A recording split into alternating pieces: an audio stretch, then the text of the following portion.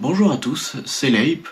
Aujourd'hui on se retrouve dans cette vidéo où je vais vous présenter une de mes créations, ce petit couteau pliant que j'ai réalisé lors de ma formation au CAP coutellerie. Donc pour ce couteau pliant, on est sur un modèle type Aurillac, donc qui est un couteau régional de France, de Centre-France, dans le Cantal, dans le département du Cantal. Donc pour ce couteau pliant, on est parti sur une base sans fourniture, c'est-à-dire que toutes les pièces ont été réalisées de A à Z à la main. Donc par exemple pour la lame qu'on trouve ici, avec un beau polymiroir, un polissage brillant fait avec une frotte coton. Donc pour la lame, pour aussi le ressort qui est la pièce qui sert à faire fonctionner le couteau.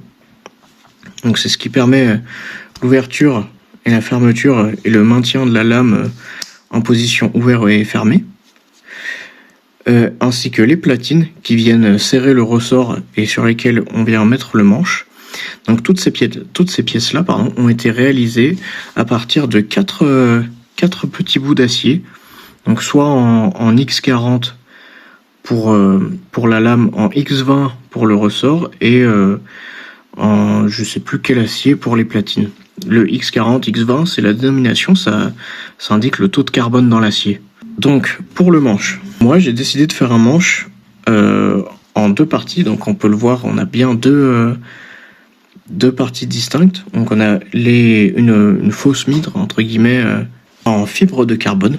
Donc je sais pas si on voit bien, ça fait bien des petits dessins de fibre de carbone dessus. Et pour le reste du manche, on est sur du G10 noir. Donc c'est le G10, c'est un matériau composite.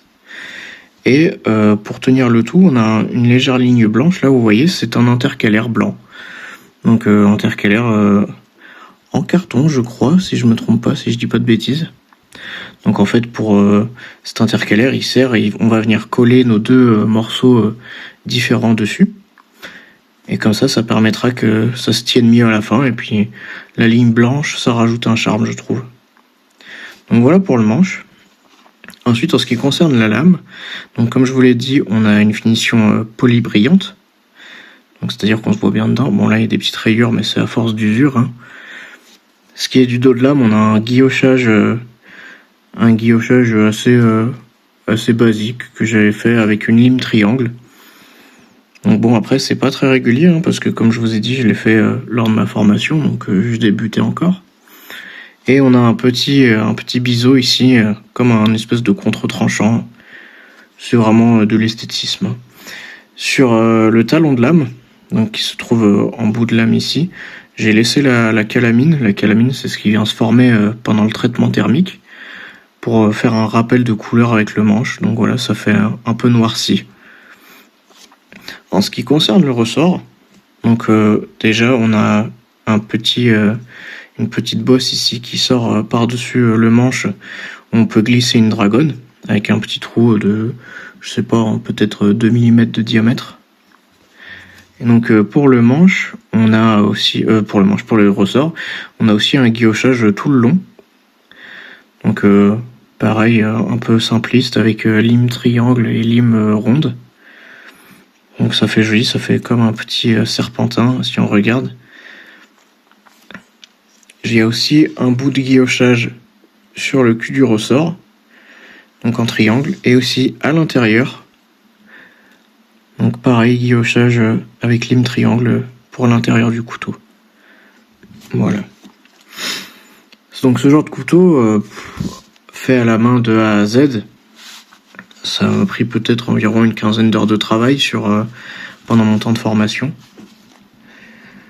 C'est un couteau qui est vraiment sympa, que j'aime beaucoup, mais bon, malheureusement, j'ai eu un petit défaut à la fabrication, et du coup, ça fait que la lame a un peu de jeu. Vous voyez, entre le talon de lame et le ressort, on voit qu'il y a une petite ouverture.